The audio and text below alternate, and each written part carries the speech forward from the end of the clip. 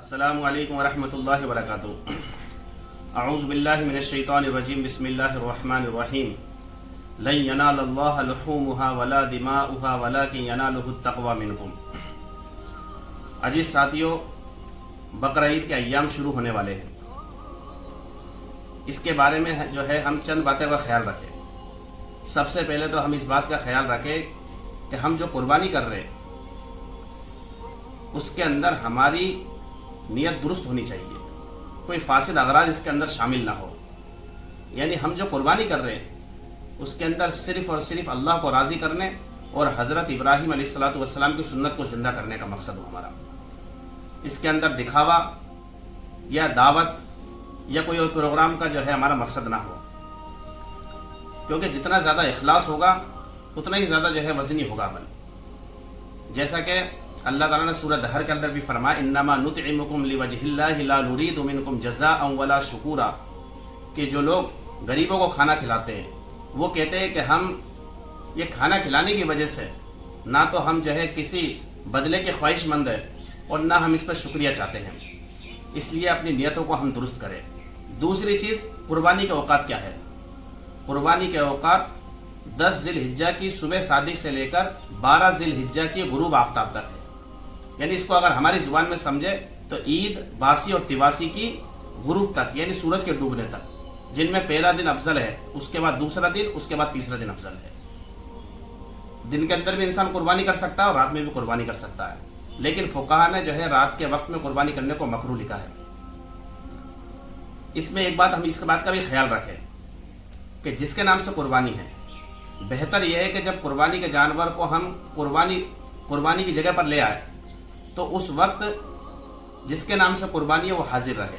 کہ نبی صلی اللہ علیہ وسلم نے فرمایا حضرت فاطمہ الزہرا رضی اللہ تعالیٰ عنہا سے کہ فاطمہ اٹھو اور اپنے قربانی کے پاس موجود رہو، کیونکہ اس کا خون کا پہلا قطرہ زمین پر گرتے ہی تمہارے پچھلے تمام گناہ معاف ہو جائیں گے۔ تو حضرت فاطمہ نے عرض کیا، یا رسول اللہ، یہ فضیلت صرف ہمارے لیے، یعنی ہم اہل بیت کے لیے یا تمام مسلمانوں کے لیے؟ تو اللہ کے نبی صلی اللہ علیہ وسلم نے فرمایا کہ یہ فضیلت ہمارے لیے بھی ہے اور عام مسلمانوں کے لیے بھی ہے۔ حدیثوں کے اندر آتا ہے جس کا مفہوم یہ ہے کہ سونا چاندی کی خیرات بھی قربانی کے ثواب سے بڑھ کر نہیں۔ اللہ رب العزت نے قربانی کرنے پر عزیز ساتھیوں بڑا اجر و ثواب رکھا ہے۔ یہ فرمایا کہ قربانی کے ایک بال کے بدلے میں اللہ رب العزت ایک نیکی عطا فرماتے ہیں۔ بعض روایتوں کے اندر یہ بھی آیا ہے کہ قربانی کا جانور قیامت کے دن اپنے بالوں کے ساتھ، اپنے سینگ کے ساتھ اور اپنے کھروں کے ساتھ آئے گا۔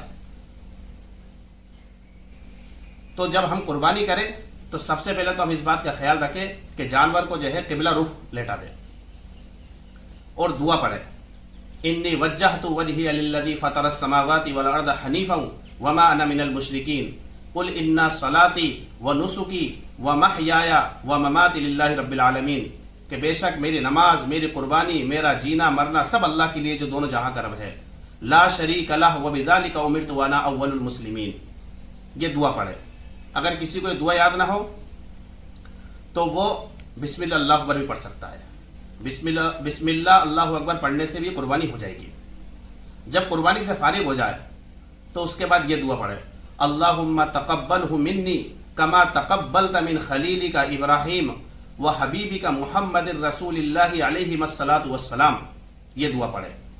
اور جس کے نام سے قربانی ہے اگر وہ خود کر رہا تو منی پڑھے، اور اگر دوسرے کی طرف جانب سے ہو رہی ہے تو منی کے بجائے اس کا نام جو ہے استعمال کرے، یعنی اس کے نام کا ذکر کریں وہاں پر۔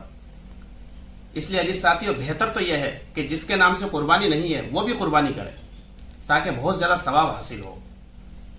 اللہ کے نبی صلی اللہ علیہ وسلم نے اس شخص پر ناراضگی فرمائی ہے جو صاحب مال ہے، قربانی کر سکتا ہے پھر بھی قربانی نہیں کر رہا۔ اس کے بارے میں حدیث کے اندر آتا ہے، نبی صلی اللہ علیہ وسلم فرماتے کہ ایسا شخص ہماری عیدگاہ کے قریب بھی نہ آئے۔ اندازہ لگاؤ کتنی سخت وعید ہمارے نبی صلی اللہ علیہ وسلم نے بیان فرمائی ہے۔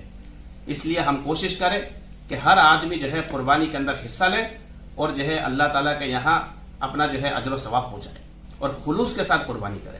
اللہ تعالیٰ جو بات کہی گئی ہے اس پر عمل کرنے کی توفیق عطا فرمائے۔ وآخر دعوانا الحمد للہ رب العالمین۔